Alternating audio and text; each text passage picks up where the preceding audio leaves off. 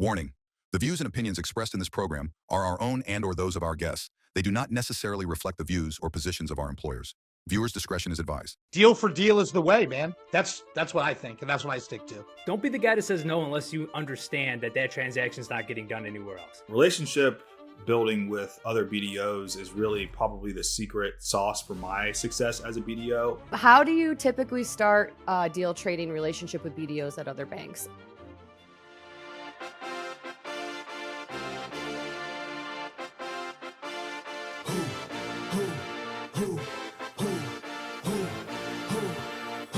Promise I'm not being petty. I'm the one they envy, Brody, moving state to state. Make $1 million out the semi, plus I grinded from the start. I was stacking pennies, I might dip like Machiavelli. After the confetti, who ready? We ready? Who ready? We ready? Who ready? Who? We ready? Who? Who ready? Who? We ready? Who? Who ready? We ready? Who ready? We ready? Who ready? Who? We ready? Who? Who ready? Who? We ready? Who? I can't wait to make it the opening of the episode, how bad Ray Drew is at Excel. I love when your friends just keep it real. Hey, this is pretty bad, man. Yo, man. we gotta make that Literally, change to send. Surrounded by the most successful people I know, and the Excel work I just saw was horrific. Sheesh, man. Well, that was a great vacation, you know. And we're Welcome back, Sterling. This is what you're missing. Sterling came back and was like, my mind was refreshed, and now it's just broken. And Ray just left the show. That's it. Okay, got it. Ray's like, I'm out. Hey everyone, welcome back to the BDO Show, the #1 podcast in the nation for passionate BDOs wanting to level up their game with advice and stories from battle-tested BDOs. I'm your co-host, Emily Detour, and I'm here with my fellow co-hosts, Chris Hackney, Sterling Birdsong, Ryan Kroge, and Alan Peterson. Sorry, we haven't been together in a while, and I just blanked on everyone's names. Thank you for being with us. And at the beginning of each episode, I'll go ahead and remind you to like and subscribe and send over topics and suggestions to the BDO Show at artofsba.com. Since episode 1, we have been talking about education, educating yourself on your shop, your deal, and your vendor relationships. We literally just talked about this on episode 11, that choosing the right partners to work with is a critical part of your success as a BDO. And since you know we don't gatekeep around here, let's talk about a fan favorite. The guys have had nothing but good things to say about peak business valuation. I also decided to do my own investigation, and what I learned was that the last year alone, Peak did 1,100 SBA business valuations and turned them around in just 5 business days. Most importantly, they're easy to work with. The Peak team is always happy to jump on a call to discuss evaluation. They not only explain how they arrived at the concluded value, but are also open to receiving any new information that potentially changes the concluded value. The staff is knowledgeable, fast, professional, and the communication is top-notch. If you want to be the best, you have to work with the best. It's as simple as that. Reach out to Ryan at peakbusinessvaluation.com or call him at 435-359-2684. Let Peak Business Valuation help you build an SBA lending team that thrives. All right, so today's episode, we're going to talk about deal trading, working with BDOs at other banks. I'll go ahead and ask the first question. We'll give it to Sterling since he's been missing for a while on a vacation, which we're so happy to have him back. How do you typically start a deal trading relationship with BDOs at other banks? And for new BDOs, if there's maybe some intro to that with just relationship building, if you want to talk about that first too. Yeah, so relationship building with other BDOs is really probably the secret sauce for my success as a BDO.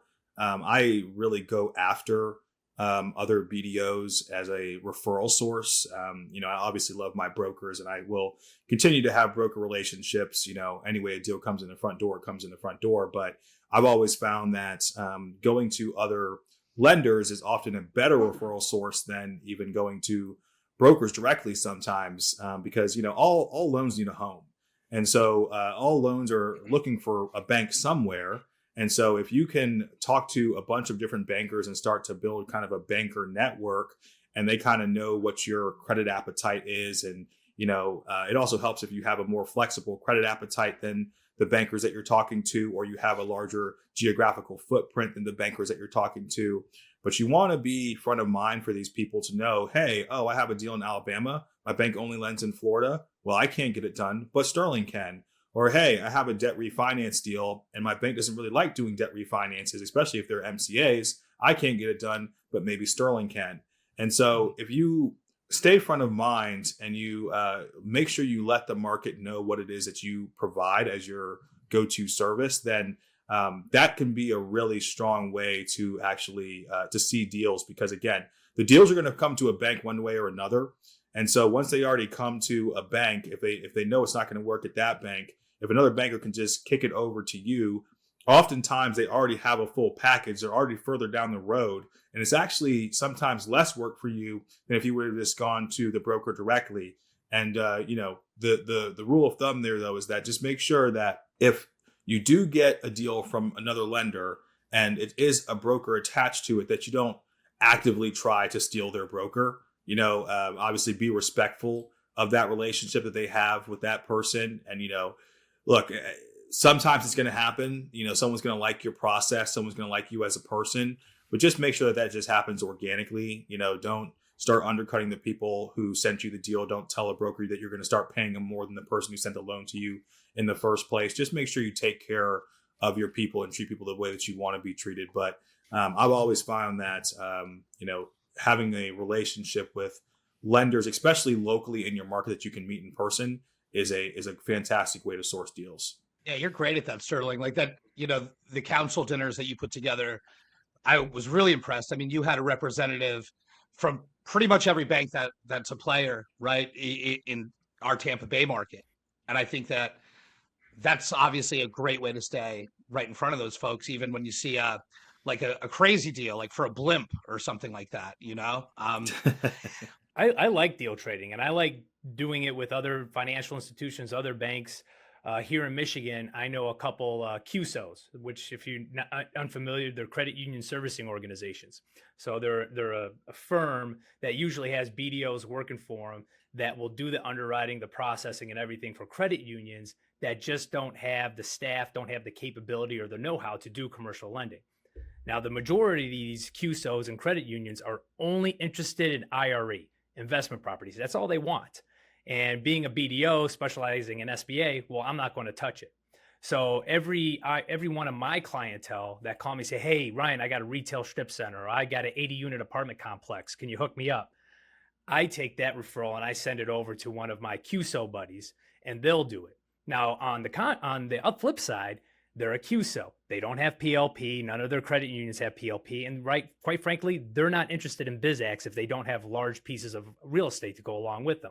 So those BDOs over there will flip the SBA deals my way, and I'll take care of them as well. And it's nice when you're dealing with other bankers because they know how to package deals up. They know what you want to see. They know what type of cash flow you want to see. And so you get a nice, neat package that's usually better than some of my other referral sources will send me. So that's where I get a lot of my deal swaps, at least locally, are banks that either don't play in the SBA field, they've got a real small credit box, or they just don't do SBA at all, but they can have every single one of my IRE deals that come across my desk because we just won't do them. It's good too, because, if you're the person making the trade or giving that referral or that plan B to your partner, you're still showing them value, right? We're not, going to do X, but I am good at whatever, right? So I focus on business acquisitions that are very light in collateral from $2 to $5 million, right? That's where I like to play. That's not a pitch. Ooh, it is big what baller, it big is. shooter. 3.2 average deal size, I think, year to date. But I mean, the fact is, what we can actually look at is the importance of showing that plan B. If you just tell somebody, I can't help, it's not nearly as good as I can't help, but Sterling can. Let me make a quick introduction. And that they're in good hands. That people are going to do things the right way. And quite honestly, if a broker goes to another lender and now they have another tool in their arsenal, you're showing them value. You know what I mean? And I think that's really, really what it's all about as far as doing that. And as a newer BDO coming up in the game, don't be afraid of that. You just have to figure out who does what.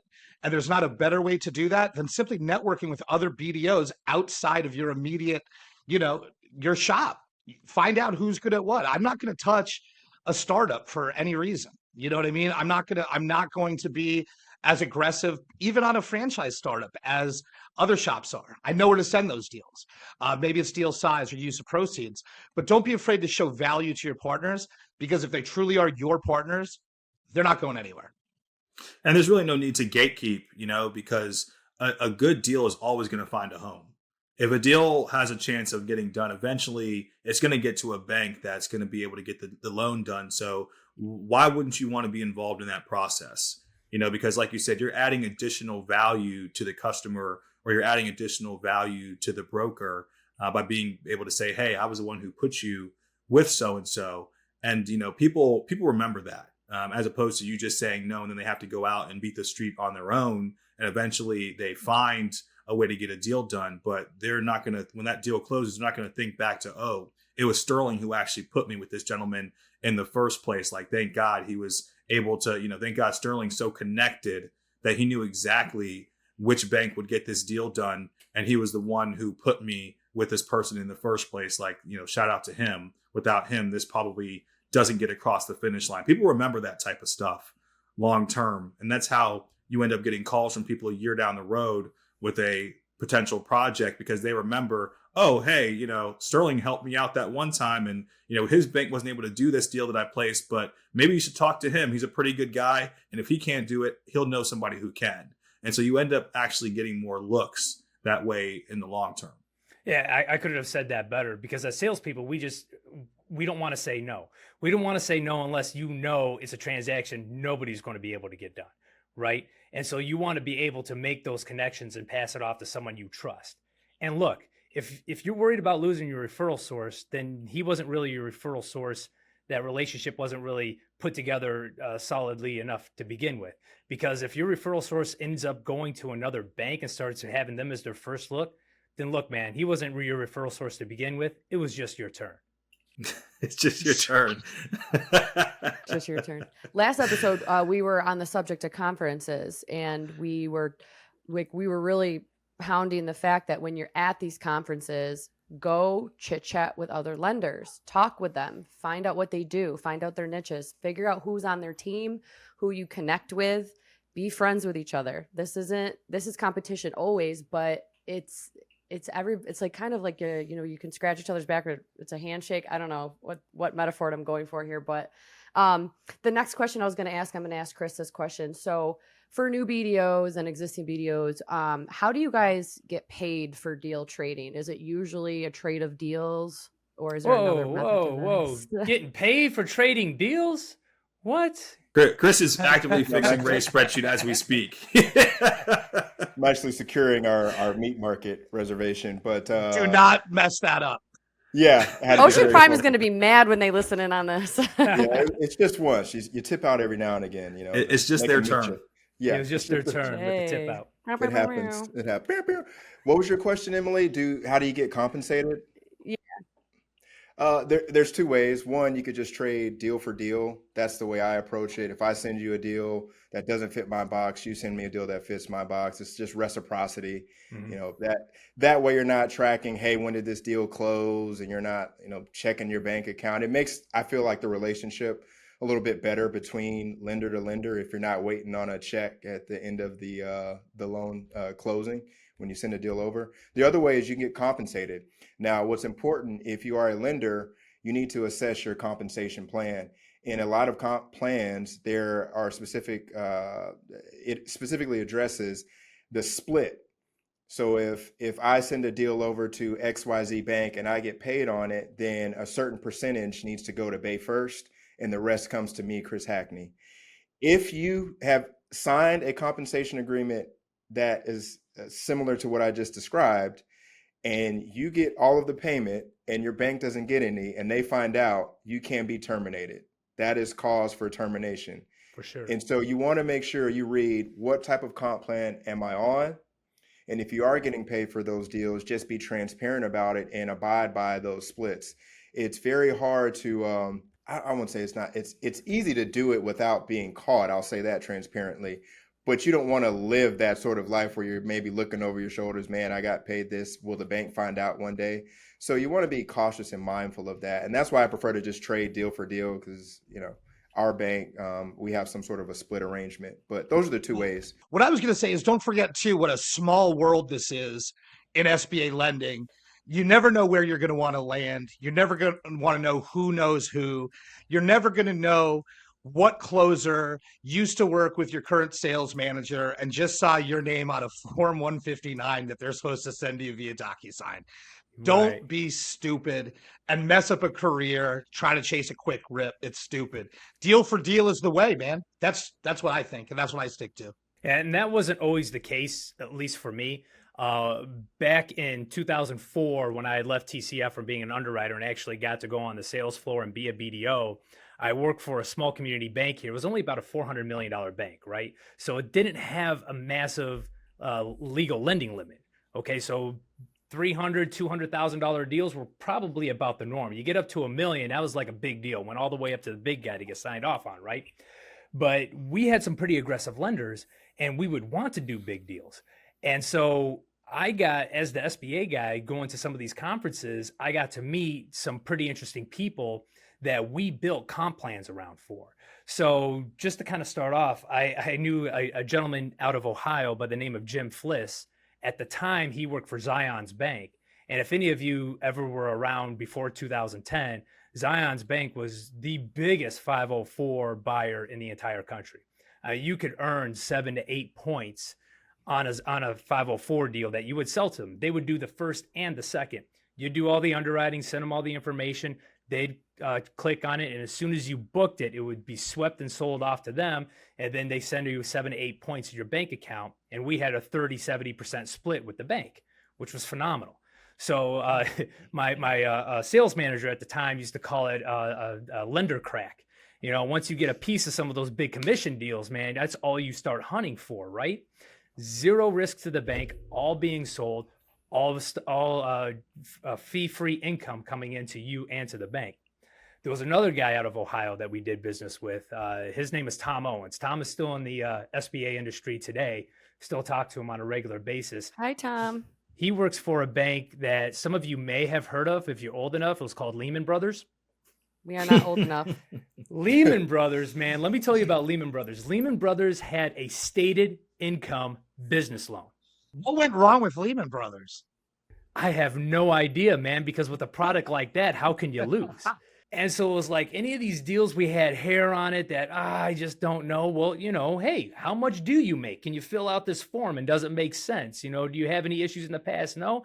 Slap it down to Lehman Brothers and make a couple points on it. No big deal. Now, when it came to 7As, we would do 7As, but they would all have to go GP because they hired me to get their express loan product, to get their 750 contract, to get all that stuff put together and eventually be PLP. I had another gentleman that I did business who worked with BLX. His name is Patrick. I'm just going to call him Patrick because I think he's still in federal prison. But What? I'll get to that story in a minute. Detroit! Yeah, just Detroit things. But Patrick used to take all of our 7A loans that we just couldn't get done. It was just too crazy for our credit box, too unsecured, didn't make sense, whatever. We would send it to him, and BLX, Business Loan Express, would send us 2 points. This was back in the day when 2 points getting paid on a referral for 7A was absolutely the norm. So all the deals that had a ton of hair on it just didn't make sense. We look at each other like, there's no way we're going to do it. We'd shoot them all over to BLX or CIT. CIT was in the area too. We'd send it over to them. But Patrick got in trouble somewhere around the recession. He and several other bankers, not at the bank I was working with. We were all in second grade. Probably. They were fraudulently manipulating equity injection on their transactions and got into a whole big thing, basically sunk BLX. And this is all public knowledge, all out there in the record, so you can all look it up. Subsequently, that's why equity injection is so sticky right now. That's why it's the SBA, when they audit you, man, they are on you like white on rice when they're looking at equity injection. They need to make sure we understand where every dollar comes from, because that was a big federal 2 years of bank case. statements now. Yeah, I'm just kidding. 2 years, going all the way back to when you opened up the bank account. I know. It's unbelievable the type of stuff that you see come out of fraud. You know, there's just crazy things out there. Got it. Well, now that we're talking about it, are there any legal or compliance issues that we should be aware of when appearing on a 159 as a bank BDO? Really, I mean, you want to make sure that you're on the 159, whoever actually referred the deal. I Right. know sometimes it might be common practice, and again, we're all in the industry, but you might have your spouse all of a sudden is a loan broker and she's on the 159. And this is stuff that goes on, and it's kind of just, I won't say it's industry practice, but it goes on and it happens. Like we said before, no one deal, no referral payment, no, check, 10 grand or whatever it may be is worth your role and your reputation in this industry. So you want to make sure if you refer the deal, make sure you're on the 159. If your bank requires a split, you split that referral payment. It's just not worth it. Even if you're a great BDO, you could end up, hey, we found this out, we got to part ways, then you have to go to a new shop and start all over. So don't think you're immune to it either. And let your sales manager know right away. At First Internet Bank, we'll do 504s, and we've got reciprocal relationships with close to how I described Zion's Bank earlier, where we will do 504s, they will buy it from us, and now the premiums are closer to maybe 3-4 points. But we have written into our compensation plan where we split some of that money back and forth with the other those who are buying the 504s. So it's very common. Don't try to act like you're getting away with something or it's sneaky. Talk to your sales manager. If you don't have that type of, if you're working for a smaller institution or one that doesn't do a whole lot of deal trading or a whole lot of volume, talk to your sales manager on what that might look like. If you get a loan, not from a broker that you have to pay, it looks good, you just can't get it past your credit box. Say, hey man, what if I were to broker this to another a loan officer, another BDO, like, I don't know, me, and we earn a point off of it, how would we split that? And I bet you they'll figure out a way to do it. I mean, But the crazy point is, why earn one when you could earn two? Two. Did you guys know that we're paying 2% on Cut, any term sheet cut, that's Madison, over $1 cut that fully out. funded He's before the end of back. September? He's Did you guys hear back. about that 2%? I'm a terrible The 2% salesman. challenge, man. You know what? They haven't We heard call it about the got milk Here's- challenge. For 2 Here's weeks, the they haven't heard problem. about that because I'm terrible. I'm a terrible lender. I'm so glad you're back. yeah. Hey, Ray, Ray, wait, this episode's not going to air for another month, right? That's Yeah. Well, wait until the 4 for 4 Q4 promotion. Q4, 4 for spicy. 4 Yeah. That's Good right. luck going- I was paying 10 points. I saw it on LinkedIn. at 4 in the morning. Anyway, Hey, do you want my commission? You can have it. that's funny, man. But that's deal trading for you, boy. Those are the tricks. Those are the trials and the tribulations. You want to roll the dice and make a quick 10 grand because you can't get someone to give you a good reciprocal deal flow? Go on, roll those dice. And I would say too, make sure when you're deal trading, like, give your own bank a shot first. Absolutely. I feel like that's the lazy Obviously. route. A lot of no, it needs to be said. There's a lot of lenders that Yeah. maybe aren't, great producers. Any good? And they're trying their best, but maybe they're struggling at their current shop, and they take the easy route out and they'll get a deal and not even talk to their credit manager or their sales manager about the opportunity and just say, if I send this to XYZ bank, I can make X amount, which should be less than your comp plan. But anyways, it just doesn't make sense economically. And they just send it right over to another bank without even trying to finance it into your own bank. For a number of reasons, that's wrong. One, you work there, you should have stock in that bank, you should want your bank to grow. It's greater compensation if you finance the deal internally, or should be at least, unless like Bay First is giving away 4 points. But and it's crazy because that 2% that's a lot more than some people might get paid by doing the deal in house. Yeah. Especially if you take taxes into account, you're a W-2 employee, I'm just saying you shouldn't do it, but I'm Hey, saying Madison, it could cut that out. financially You can Come get down with pay Financially, it first. actually You is can more cut- money potentially. Look at if you don't you know, want for your your sales loan, manager you know. all up in All your up in your conference. videos, all up in your Dancing. pipeline, all You up know. in your Salesforce and your Yeah. Your HubSpot. Salesforce and your Come to Bay CRM. first. Yeah. This Bay is why first, we baby. can't go guys. live like the SBA Yeah, don't Today let Show that pot of does. gold steer you in I the wrong love it. direction. Come to Bay You know, first. there's going to baby. be a generation that will not understand that phrase, Hackney. No, That did not watch the BET Awards back in '96. That do not remember that. Well, for the record, I saw the YouTube clip. Oh, later. for the I was- record, I watched was it live. I nine. watched it when it happened. I wasn't supervised I as a believe child. it. I was 10 and I watched it for sure. And that explains a lot of what's going on with me today, you That know. does And explain a lot, Al. I'll tell you Sterling, I what, would, big air balls. It is what That's it it. is. A Sterling- Peterson at firstib.com if we're going to play that game, and that's the There deal. it is for A&A Realty. Sterling, how do you maintain your this is I've getting lost rowdy. all control, everybody. I can't. your relationships with, because a lot of your deals come from other bankers and you're one of the best at it. How do you maintain For those real. relationships with so many different bankers out there? Like, I would lose track. And you have brokerage stuff and your own self-source. How do you do that? Yeah, it just happens over time, man.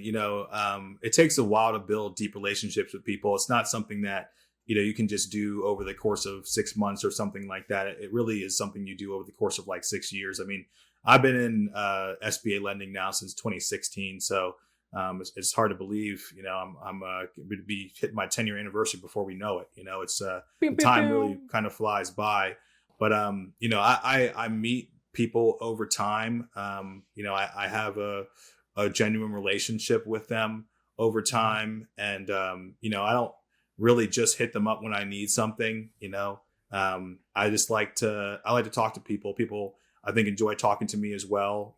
I just like to small talk with people. I like to hang out with people. I like to take people out to Ocean Prime. I like to get drinks with the boys at Meat Market, all that type of stuff, The boys. which, really turns into lead flow and deal generation. Doesn't really feel like work to me because it's not work to me. It's who I am. I like to hang out and party a little bit from time to time. And I think that that's something that has made me stand out a little bit to other people, is that, sometimes you just give the deals to the guys you want to be around or the girls you want to be around. It's just the people that you just form a relationship with and that you genuinely like over time. You just can tend to lean their direction when it's time for you to place a deal, because, we really all want to work with our friends at the end of the day. One of my goals when I got into SBA lending, and I actually really got a taste of it and found out that not everybody is so nice, especially not to like a 25-year-old kid who just doesn't know his ass from his elbow. You can edit that A word out. But, when you're trying to figure things out, one of the things you learn is like, man, I really want to get to a place in life where I don't have to work with anybody I don't like.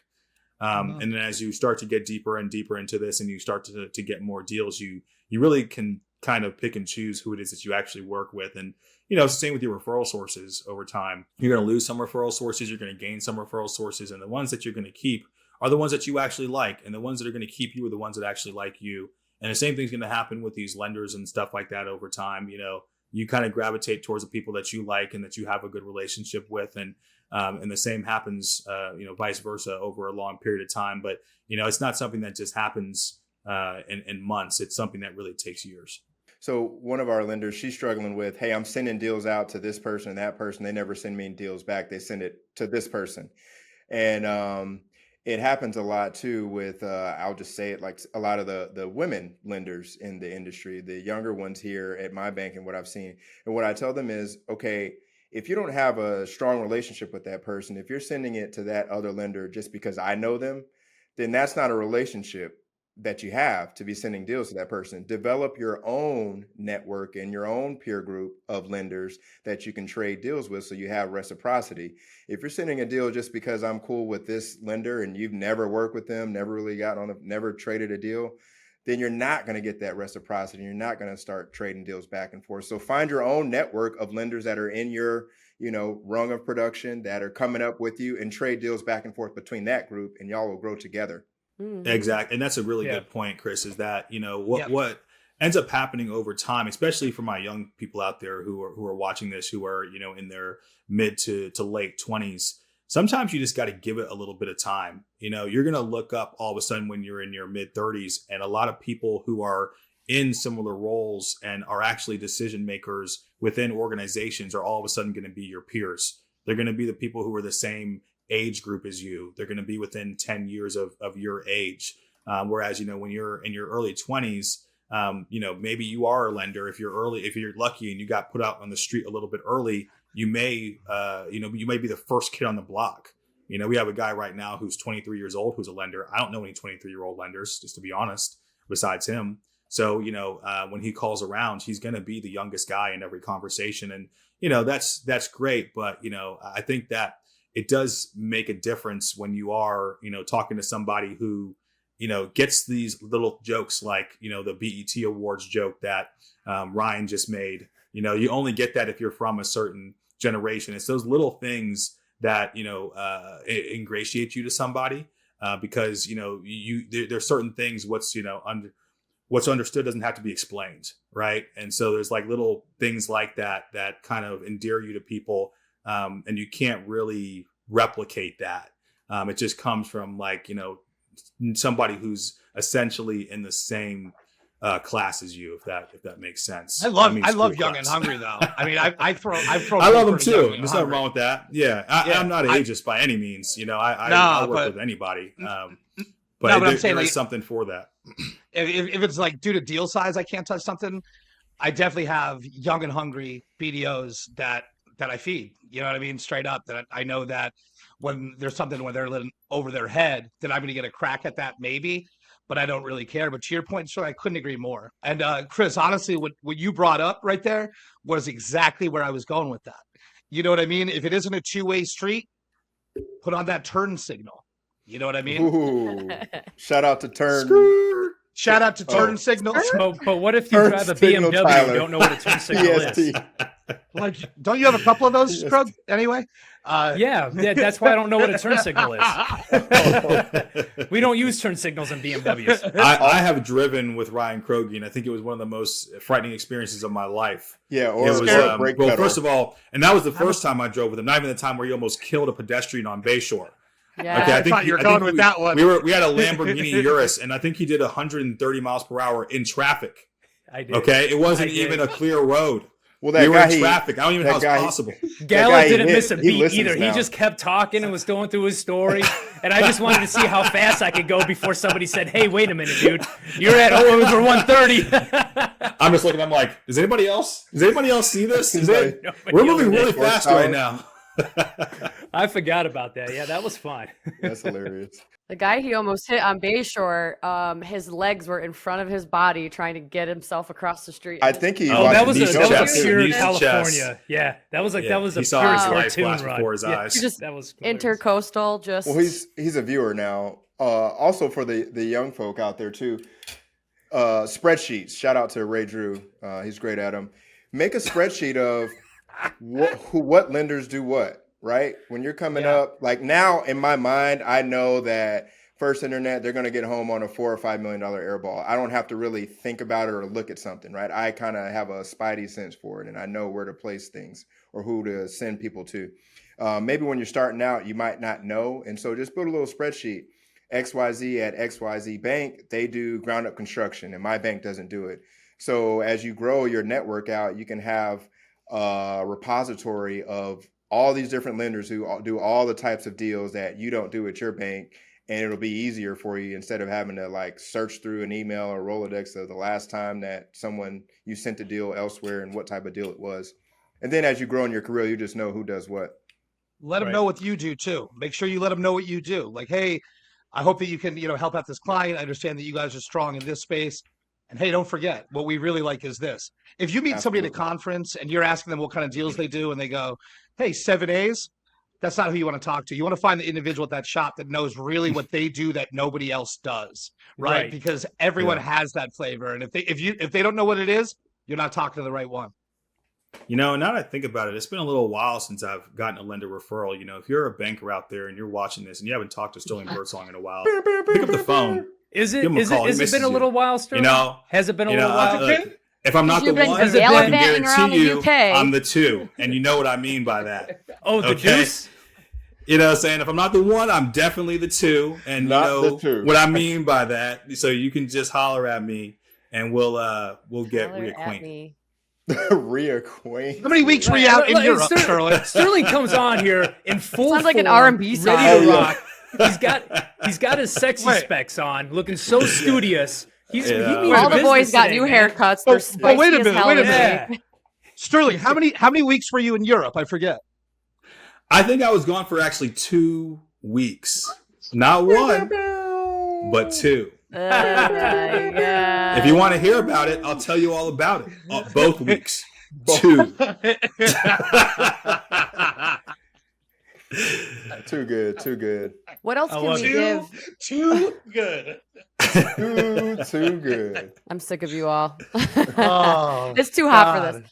What Do you other think Ray's funny. still working on that spreadsheet, or do you think? Probably. No, he actually just sent us an email with a Loom video on how to go through it.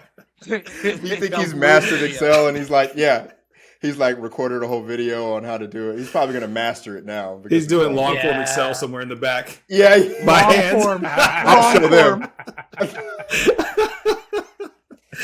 I've never Oh, seen man. you guys so quiet and so dialed in my life than watching that man try to edit an Excel. It was a lot of anxiety going on. I Yeah. wore my freak in the sheet shirt for a reason because I It knew was- that my superpowers were going to be needed here sometime today. It was literally a nail biter. I could Literally. not stop. Yeah, that'll be on Patreon though, paid content to watch Ray Drew do. All right, Excel. guys. Closing advice from each of you on deal trading. I know we went over a lot, but it seemed like a lot of it was like make the connections, continue to educate, get education from people like this. What can you guys say for some closing remarks? Chris, go first. Be ethical when deal trading, whether it's making sure the comp split happens with your bank, making sure you're actually on the 159. No, Don't try to hide anything. referral This fee. industry is too small. Don't try to hide. No referral fee is worth your employment. Don't be afraid to reach out to other lenders. You know, get in the LinkedIn DMs if you want. Hey, do you guys have an appetite for this type of deal?